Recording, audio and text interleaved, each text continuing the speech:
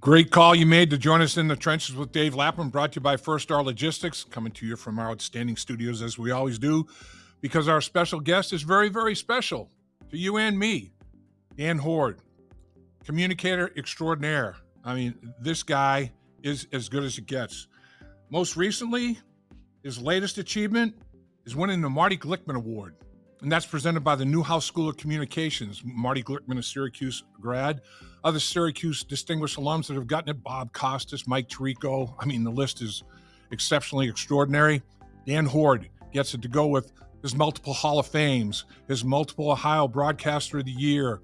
I mean, he is highly decorated and deservedly so. We talk Bengals football. We talk Bearcats football. We talk Bearcats basketball.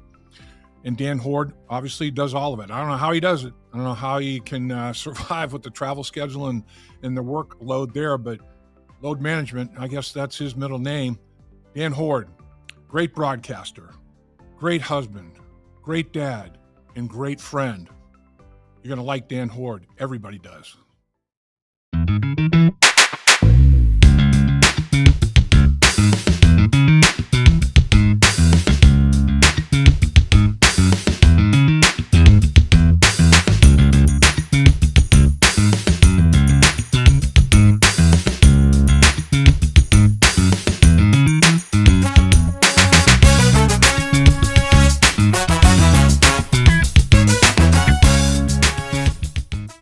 What did you make a great decision to join us in the trenches today in our beautiful studios? We're in the trenches with Dave Lapham, and we've got a guest that is extraordinary. That's the best way to put it. He's one of a kind. He's one of one. I'm talking about my broadcast partner, Dan Hoard. I mean, you know, Ohio Sportscaster of the Year a handful of times, the UC James P. Kelly Athletics Hall of Fame member, Chautauqua. Am I saying that right? I'm butchering that. Chautauqua, I think. Chautauqua Hall of Fame. I mean, but most recently, you know, on all these awards that have been bestowed upon you, and I'm only touching the very, very top of the lengthy list here.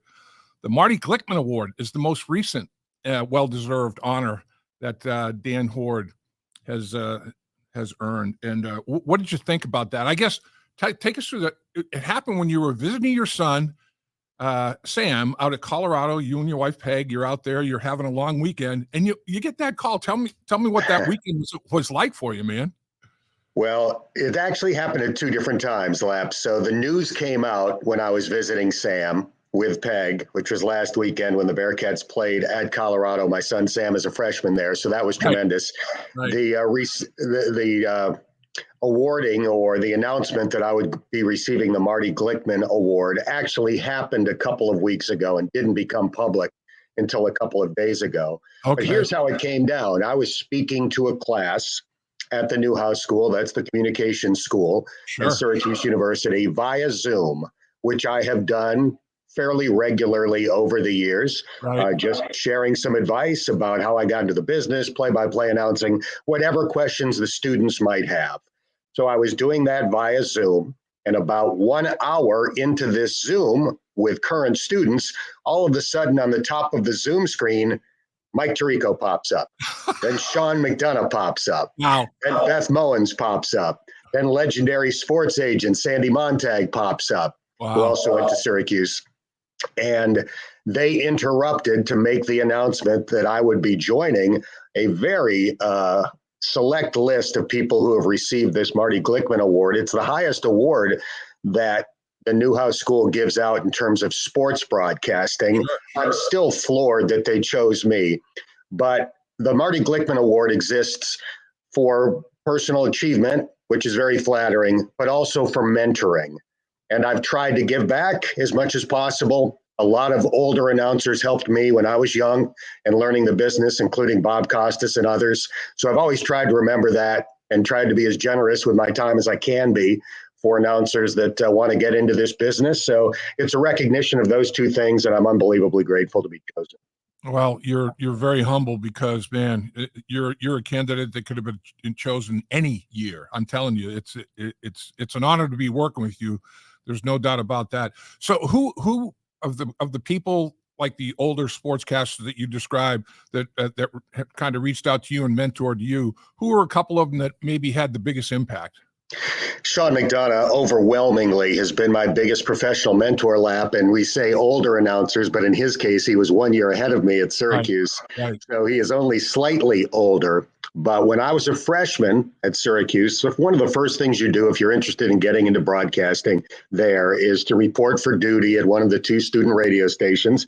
And WAER is the one that broadcasts Syracuse football, basketball, and lacrosse games. So if you want to get into play-by-play, you sign up there as soon as possible and try to climb the ladder to the point where you are one of the students chosen to do those games. So I think my first or second day on campus, I showed up at WAER and signed up.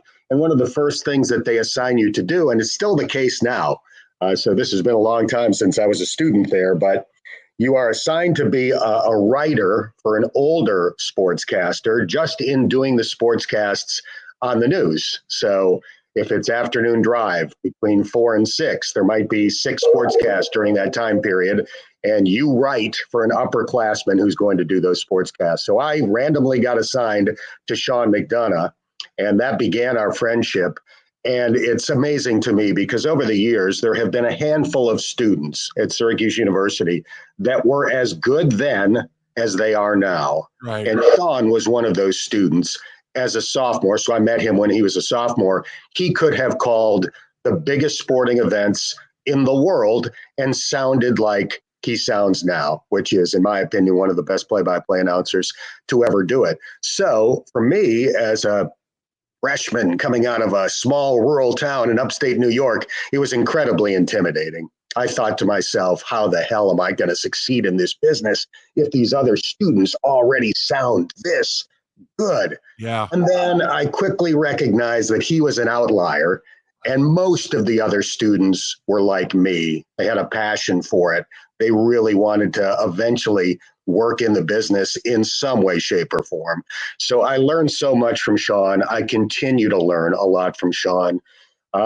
Mike Tirico is younger than I am. He was a writer for me when he was a freshman at Syracuse. Awesome. So that's how our friendship began. But even though he's younger than I am, I really consider him a mentor as well, just because of how good he is at everything he does.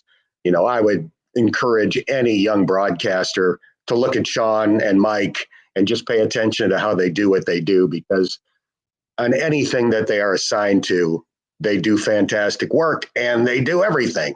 Sean does the biggest games in college football and then does the Stanley Cup finals. Right. Mike does the Olympics and then he does Sunday night football, and they're great at all of it. Is that your biggest message that you give to the students that you're mentoring, you know, Zoom or in person? I know you've done that at Syracuse as well. Is it just reps? I mean, whatever chance you have to hone your craft, go ahead and take the reps. That is the biggest thing. Get hands-on experience. Sportscasting can't be taught in a classroom. You need to do it to develop your own style, to figure out what works well for you and what doesn't. You can't copy somebody else.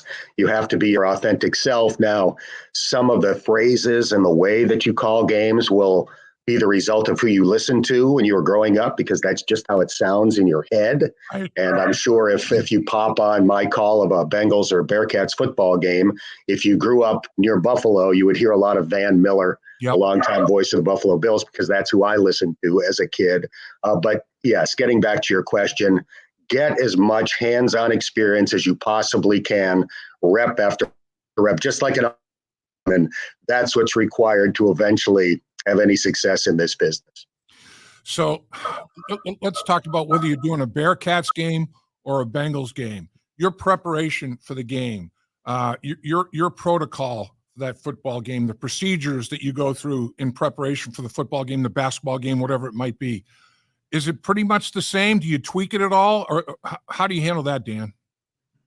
I've changed it over the years. When we first started doing Bengals games together in 2011, Lap, I had been doing Bearcat games for many years up until that point. So it took me a while to figure out how I had to prepare in order to do a college football game on Saturday and an NFL game on Sunday, because, as you know, it's like taking a final exam. Yep. You do your preparation during the course of the week, and then game day arrives, and you have to try to have a passing grade, hopefully an A.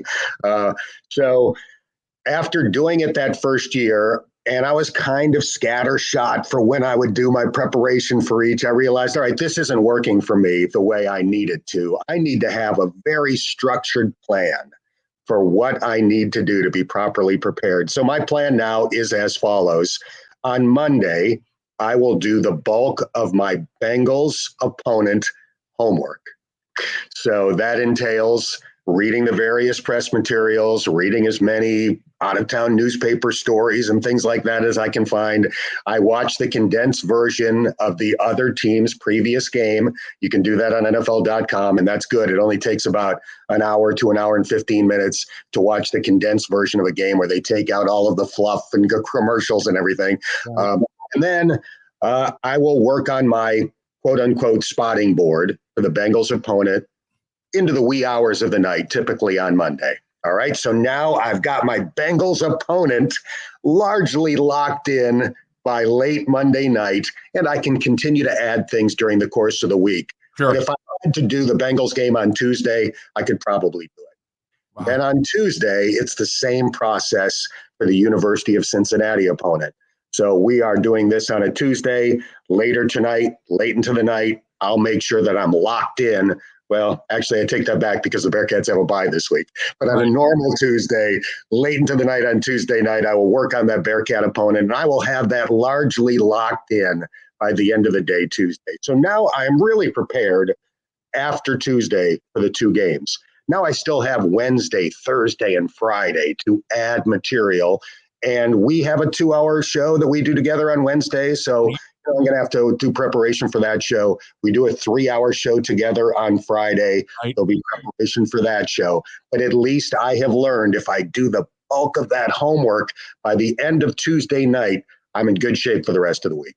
And that's what I admire about you, Dan, is your preparation is second to none. I mean, you are, fastidious about getting it done. And your boards are incredible. You got it down to a science, my man. There's no question. Let me ask you. I mean, you go to Colorado with Peg, and you guys go visit Sam, and I'm sure he's enjoying basic college life out there, man. There's nothing better than Boulder, Colorado, to have fun out in the classroom, outside the classroom, and all of it.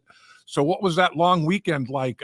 Knowing, of course, that you're the Marty Glickman Award winner, but you're also a husband and a dad, and you're a great one there as well. Well, that's the best job of all, right? There's nothing better than being a dad. And my son is a freshman at Colorado. I've seen him once since he left for college. He surprised me and came back for my birthday, which is in early October. He said he was coming back home because it was my birthday. I think he just wanted to see his friends, but it was a convenient way to get him, his mom to buy him an airplane ticket home. But it was great to see him in that environment, to have him walk us around to the various spots on campus where he has classes and, is enjoying his social life. I have a niece who's a sophomore in college, and her parents told Peg and I that last year when they visited her as a freshman, all she wanted was for them to take her out to eat, basically. And it kind of turned out that way with Sam. I think that's what he enjoyed most about our visit, having us take him out to restaurants in the Boulder area. Not that the dining hall food isn't good, I'm sure it is, but I think he really looked forward to some upper level meals that his parents would spring for. We also went to the Denver Nuggets home opener on Thursday night when we got there. Sam loves the NBA more than he loves me, especially the Boston Celtics. They weren't the opponent. It was Oklahoma City. But he loves the NBA, and we took him to an NBA game. So the whole weekend was fantastic. He was with me in the booth on Saturday night. He was kind enough not to cheer for Colorado, his current school. He supported his former favorite team, the Bearcats, but it was great to have him with us that night as well. Is he a pretty good spotter? Did he do a good job? He's a very good spotter. And he's really interested in possibly doing some work for the Colorado football program, maybe as an intern in recruiting or whatever, some sort of, low-level job that they give to current students. So hopefully that's something that might happen down the road. Yeah, the food going out to dinner is huge. I remember my parents when they came up, that was a big deal. And then when my roommate's parents came up, Chuck Smurl, my roommate, Mr. and Mrs. Smurl, I was like, Jerry Mathers, Leave It to Beaver. Hello, Mr. and Mrs. Smurl. What are you guys doing tonight? Oh, come on, Dave, we're all going to dinner. Oh, thank you so much. I mean, it was great to get those dinners. There's no doubt. Let's talk a little Bengals football. Man, I don't know about you, Dan, but I would have taken any bet that the Bengals would not have lost their first 4 home games at Paycor. It's mind-boggling to me. And their 5 losses, their first 4 were by a total of 15 points, and then boom, they get knocked off, particularly in the second half, by 20 in this last football game. What's your feeling? What's your overall? If somebody said, "Boy, the Cincinnati Bengals," that's a big story in the NFL to be 0-4 at home. Cincinnati Bengals, never mind 3-5, but to not have a home win. What's your takeaway on that? We're 8 games in at this point, Lap, so it's not a small sample size anymore. It's a significant sample size, and the team is just not that good, at least so far this year. Now, there have been moments they should have beaten Baltimore. They should have beaten Kansas City. If those 2 games went the way they should have, we'd feel very differently about this season to date. But overall, they haven't been very good, and 2 huge problems are recurring, in my opinion. Number one, the total lack of a pass rush beyond Trey Hendrickson. You can scheme it up as much as you want to. You can try to blitz. You can try to twist whatever games you want to come up with up front. At some point, somebody's got to win a one-on-one matchup. And Trey Hendrickson has done it, but nobody else has done it consistently. You signed Sheldon Rankins to do that. He's not consistently beating people. You drafted Miles Murphy to do that. Now that he's playing, he's not consistently beating people. BJ Hill has had some moments. Sam Hubbard's given it everything he's got. But at some point, some of those guys have to win up front. So that's problem number one.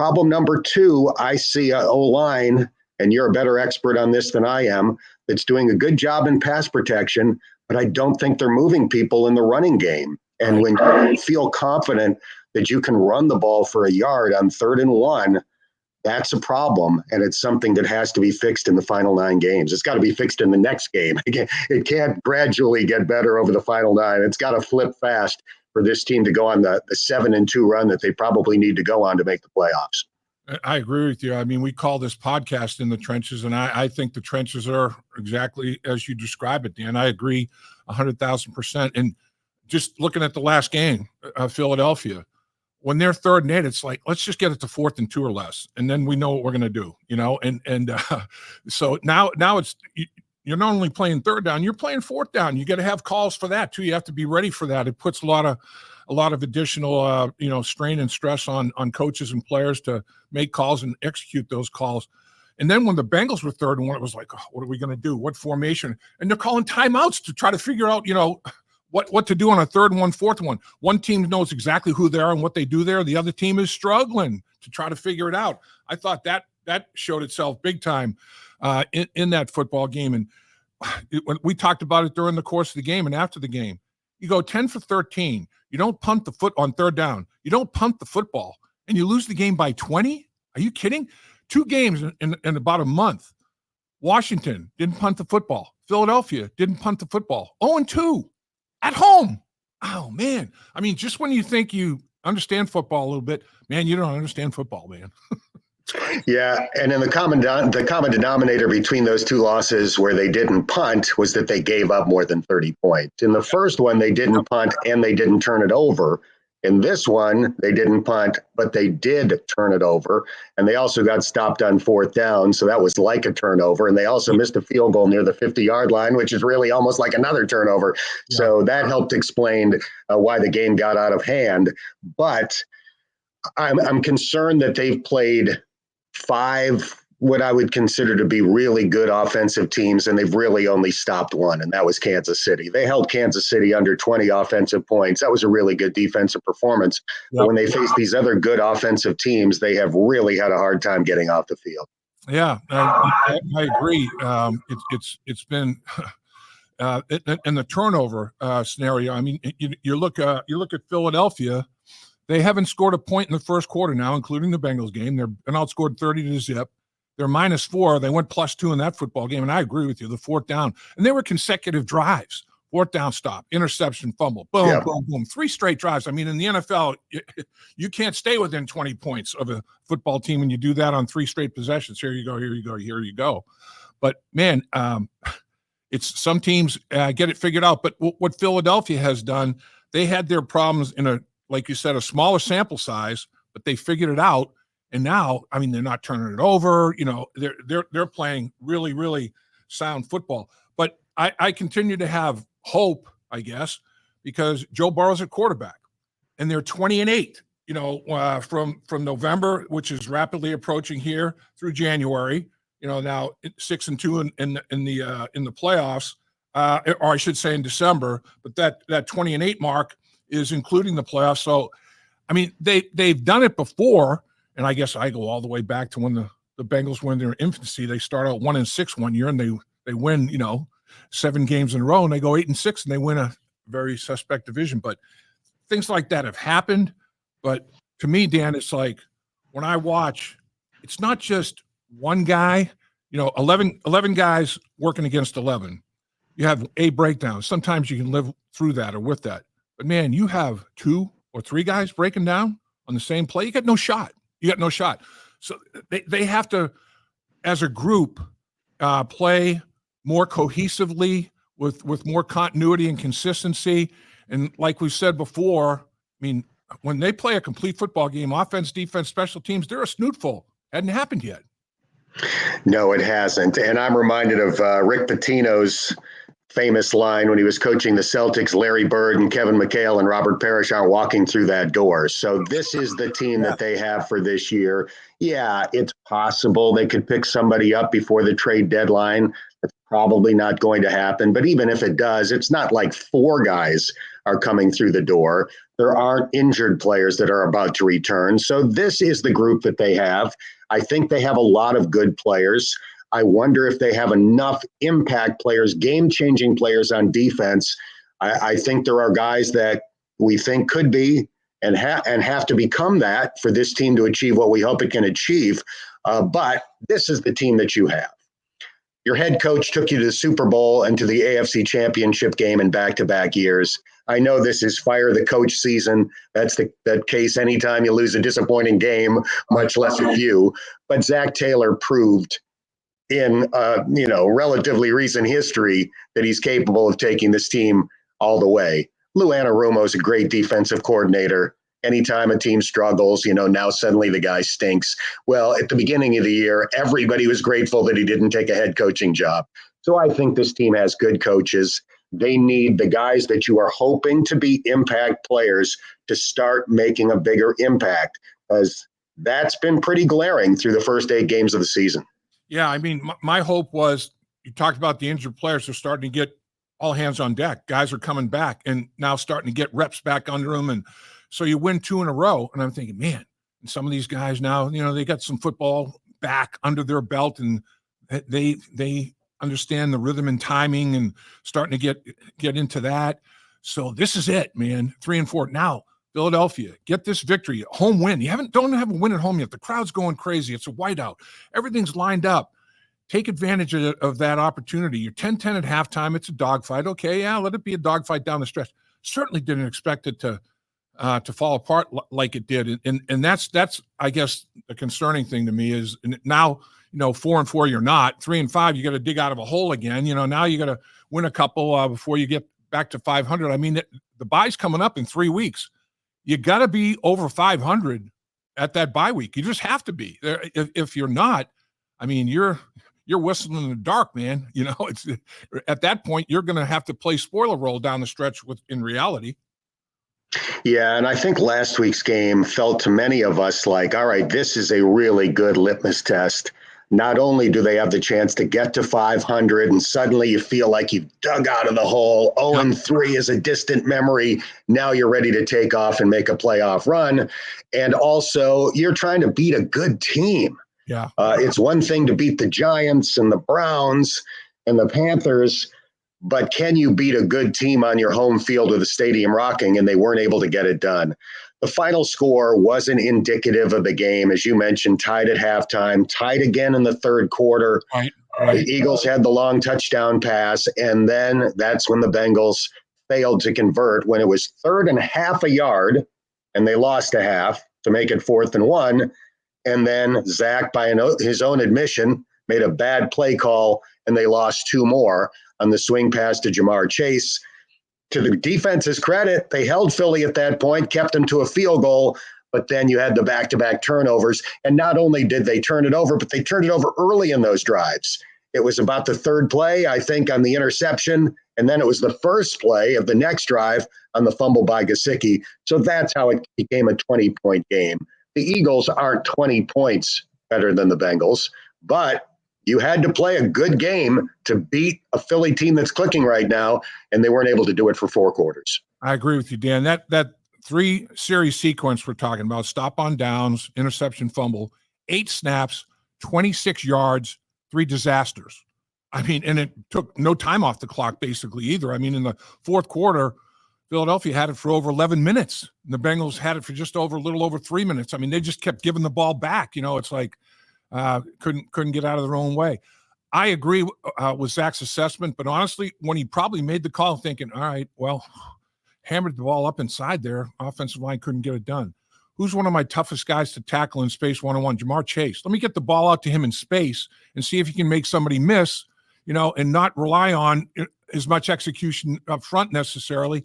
Well, you got to give DeGene credit, man. Dude made a hell of a play in space one-on-one against Jamar Chase, and the other receiver didn't block real well out there. There were a couple guys out there that were problematic, but in hindsight, it's like, yeah, I shouldn't have done it. But honestly, I can understand why he thought about doing it and ultimately decided to do it. When you have those kind of hesitations, those kind of questions, punt the damn thing. I mean, it's like, if you're second guessing and doubting, man, just punt the darn thing, whatever. I think the decision to go for it was the right decision. I agree. They were having trouble stopping Philly, but it's the old, fool me once, shame on you, fool me twice, shame on me. If you go back to week 1, 3rd quarter, 4th down and 2, they threw it behind the sticks to Andre Yosivash, and the Patriots tackled him. Now in this game, 4th and 1, 3rd quarter, they throw it behind the sticks, and Jamar Chase gets tackled for a loss. Throw it past the first down marker. What does Joe Burrow at his core do best? Spread them out, let him find somebody open, and see if you can pick up the first down that way.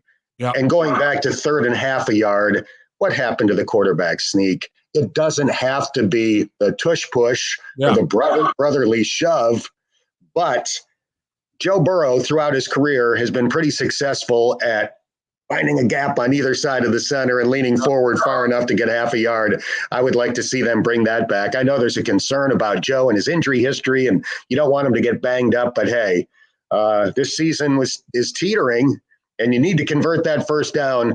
Let's sneak it on 3rd and half a yard. And your quarterback will spend a ton of time in the weight room. Upper body, lower body, his legs are stronger, his whole body's stronger. I'm not saying that he squats 600, like Hurts, the freakazoid. I mean, that's the crazy thing about that. Everybody's like, why doesn't everybody in the league do that? Who has a quarterback that squats 600? And it's like another offensive lineman pushing with the other offensive lineman. Then you have Barkley, who's probably between 500 and 600 as a squat guy. He's a ridiculous squat guy as well. That is an unbelievable force. I mean, physics tells you it's hard to hold up against all of that centrifugal force there, man. It's like it's something else. But I agree. Take the easiest route. Yeah. Okay. Well, so now we're looking at the Raiders.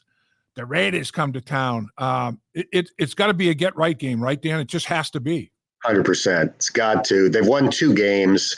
They're one of the worst teams in the NFL. Their quarterback is Gardner Minshew, who's had moments in his NFL career. But when he rolled into Paycor last year as the quarterback of the Colts, it was one of the Bengals' most dominant victories of the season. So, yes, this has to be a get-right home game.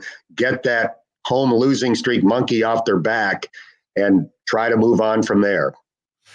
Now, we've talked about this before. I don't know what they list Minshew at height-wise, but he's 6 feet. I think, if he's much more than 6 feet, it's maybe 6.5 feet. He's not a tall quarterback, is my point. Got to get a push from everybody. Got to get the pocket in his face. You cannot let him feel comfortable with what he's seeing down the football field. Don't necessarily have to sack him 6 times, but you have to have him unsure when he's trying to diagnose down the football field. He's got 8 interceptions. They've got 10 as a team. They have 17 giveaways. 17. They're minus 13 on the season. Man, I mean, if they gave themselves a chance, they have it. It's almost like another snapshot of the Cleveland Browns. Their roster, they've got players. Crosby's one of the best as a rush end. They've got some pieces, but they don't have the quarterback play. And that's what's frustrating too, Dan. There's so many teams around the NFL. Give me Burrow. That's all I need. That's all I need is the quarterback, man. I've got a roster. I got pieces. The Bengals can't waste Joe Burrow, and he's having another strong year. And like we said, November through January, he's 20-8, and his quarterback rating is right at that 100 mark. I mean, this is when he performs. You have to support the dude's performance, man. Everybody else has to step up. You can't say it's all on your shoulders, number 9. Lead us to the promised land, bro. No, man. Everybody do your job, right? No doubt. And one of the keys on Sunday is going to be Brock Bowers, the tight end that the Raiders drafted in the first round. A lot of Bengals fans were, salivating about the possibility of Cincinnati drafting him this year. He was gone before they selected, but he's living up to the hype. He leads NFL tight ends in receiving yards. They don't have Jamal Adams anymore, so they are throwing it to Brock Bowers, and he is one of the best yards after catch tight ends I think I've ever seen. I mean, he becomes a running back as soon as that ball is in his hands. So they are going to have to do a good job against him. Grant Calcaterra is not exactly Travis Kelce, and he had a big game for the Eagles last week. Now, part of that is you're focusing your attention on A.J. Brown and Devontae Smith. Right. It'll be focused more on Brock Bowers this week, but they have got to prevent him from going off on Sunday. You're right. 52 catches, over 500 yards. He's got a carry for 12 yards. They've moved him around, and that's what Georgia did, moving around. I wouldn't be surprised to see him, in the backfield. I mean, he does have a carry. I don't know what formation he started that rush for 12 yards, and I don't know how much he's aligned himself as a wingback or a fullback or anything else. But you can line him up here, there, everywhere. So beware. It is going to be a Bowers special on that particular matchup. And the thing is, Philadelphia down 2 offensive linemen do the job, and they Eagles, they run the ball for 160 yards a game. They rush for 161 against the Bengals, and Barkley rushes for 110 a game. He got 108. The Eagles were the Eagles, and they did what they did what they do, and ended up bullying the Bengals down the stretch. Can't let the Raiders run the football. I mean, they've run it for under 700 yards. They've given up over 1,100. Bengals have run it for a little over 700 yards. They've given up almost 1,100.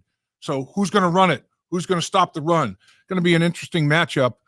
I can't let Dan Hoard go, though, without talking Bearcats a little bit, man. I mean, you're in the Hall of Fame for crying out loud with the Bearcats. You should be in every broadcast Hall of Fame that exists, in my opinion, but that's beside the point. What about the Bearcats? What are they up to, Dan?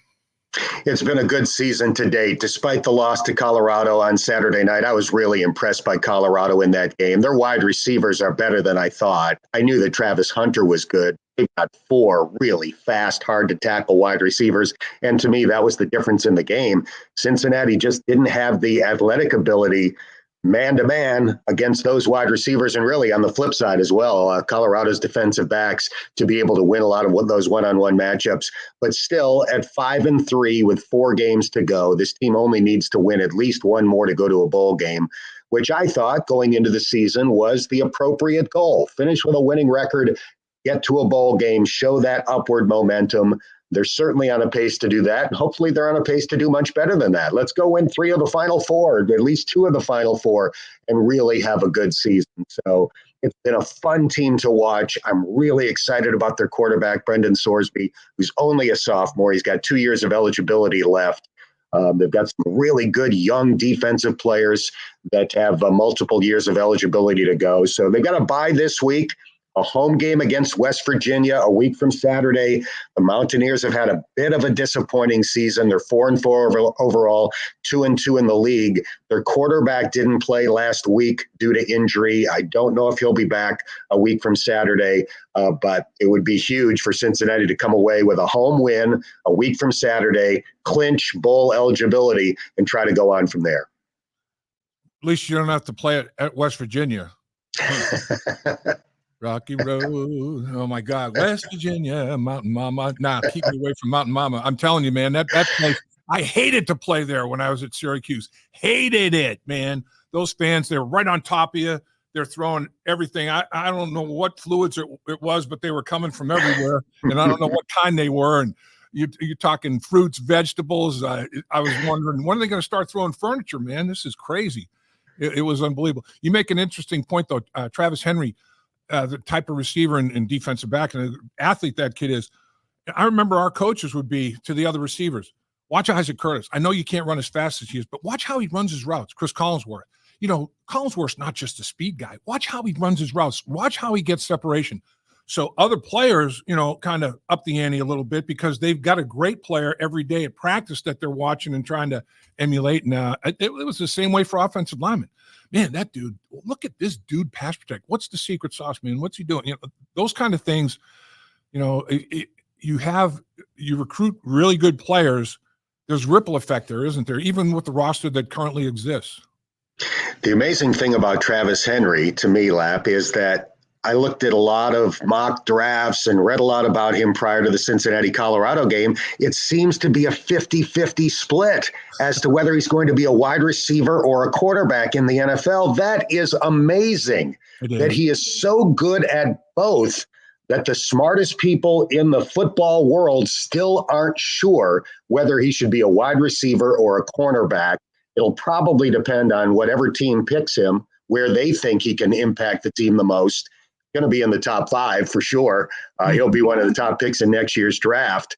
And I think wherever he winds up going in the NFL, he will largely stay on one side of the ball, but probably contribute on the other side of the ball. So if he's a wide receiver, maybe you pick your spots in obvious passing situations to throw him out there. If he's a corner, maybe on third down or in critical times in the game, he becomes your third wide receiver. It's going to be fascinating to see how much he plays on both sides in the NFL. Obviously, his college coach, Deion Sanders, did it.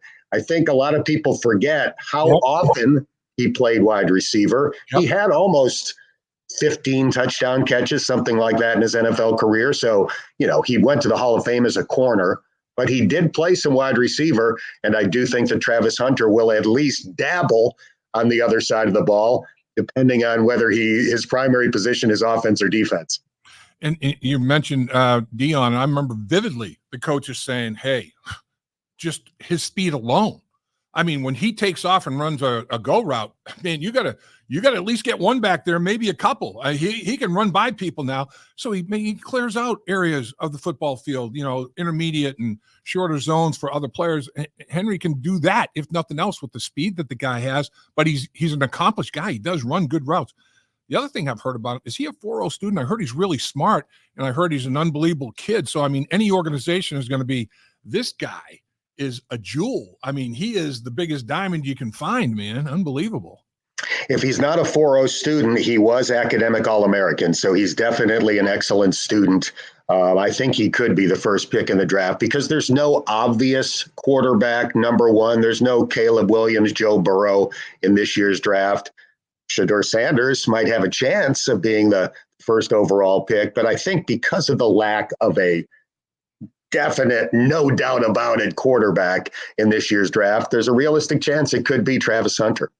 About two teammates potentially going in the top 5 in the same draft, and good friends, and boy, Deion will be chirping. How big would that help us recruiting? Oh my goodness! So the number 2 rated quarterback in this year's recruiting class was in attendance on Saturday.